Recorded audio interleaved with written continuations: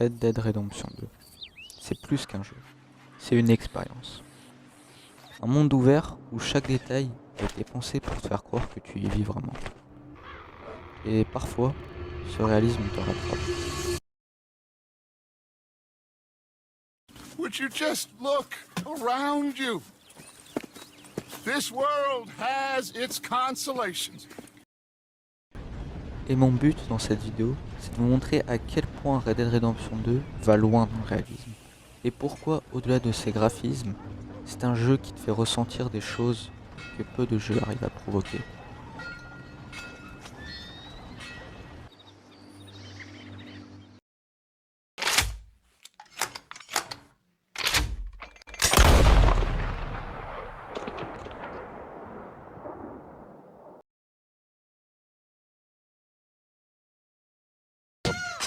Ce qui frappe en premier dans Red Dead, c'est à quel point le monde semble vivant.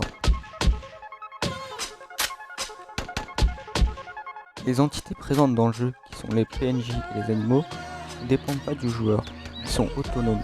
Prenons l'exemple d'un fermier qui vit à la campagne. Ce dernier se réveille le matin, lit le journal et part ensuite travailler. Il va par exemple puiser de l'eau, surveiller la ferme, nettoyer le fumier, etc. Vient l'heure du déjeuner, où il mange et repart travailler. Le soir, il surveille une dernière fois la ferme, dîne et ensuite va dormir. Attends. Moi, quand j'ai vu ça la première fois, j'étais choqué. J'arrive pas à comprendre comment un jeu vidéo peut arriver à faire ça. Non mais ça y est, pour moi Red Dead c'est l'un des meilleurs jeux du monde quoi. Enfin y a pas... Non, plus sérieusement, je trouve ça incroyable. Là où à la base on est habitué dans d'autres jeux à des PNJ qui marchent sans but, avec qui t'as peu, voire pas d'interaction, ça change quoi. Même les animaux ont leur propre action. Ils chassent, ils se nourrissent et dorment. Rockstar Games, le studio derrière le jeu, a voulu nous montrer un monde qui évolue et vit constamment sans l'intervention d'un joueur. Et moi je trouve personnellement qu'ils ont réussi.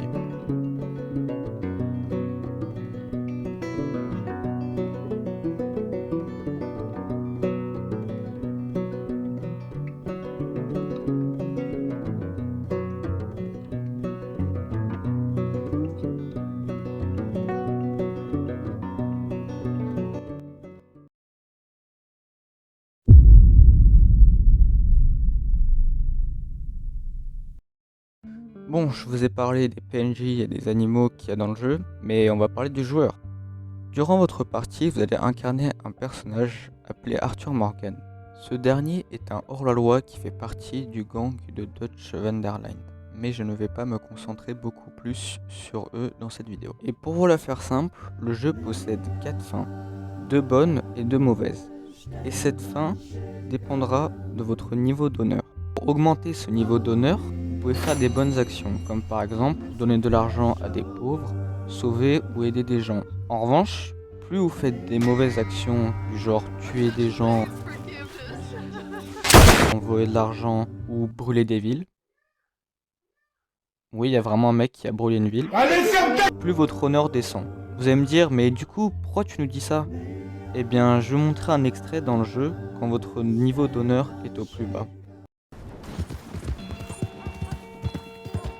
What's your problem? Hey! You! Murderer! Burn in hell! Murderer! You killed my husband! You evil bastard! Just getting my straight. Now, 3 babies to raise alone! 3! If I killed your husband in this town, I gotta say, he probably had it. You have ruined my life! You will pay for this one day, you heartless bastard!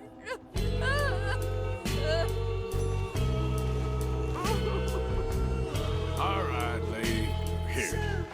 Take this. I don't want 1 cent of your damn money! Go to hell!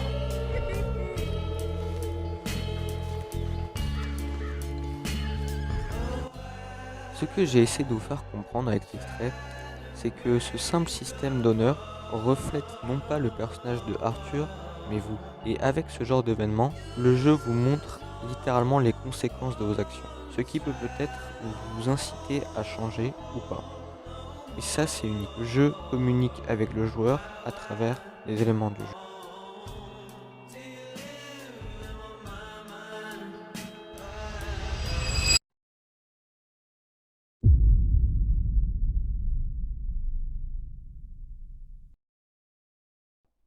Et comme j'ai dit au début de la vidéo, ce réalisme finit par t'atteindre.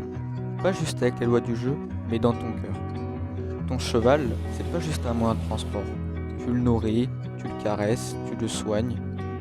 Tu l'aimes quelque part, et au fond tu t'y attaches. Et le jour où il tombe, touché par une balle perdue, tu sens un vide, parce qu'il ne reviendra pas. Et tu sais qu'il ne reviendra pas. Même avec les autres personnages du mode histoire, tout est écrit pour que tu t'y attaches. Red Dead ne te dit pas « voici une aventure épique », il te dit « tout a une fin, alors profites-en tant que tu peux ».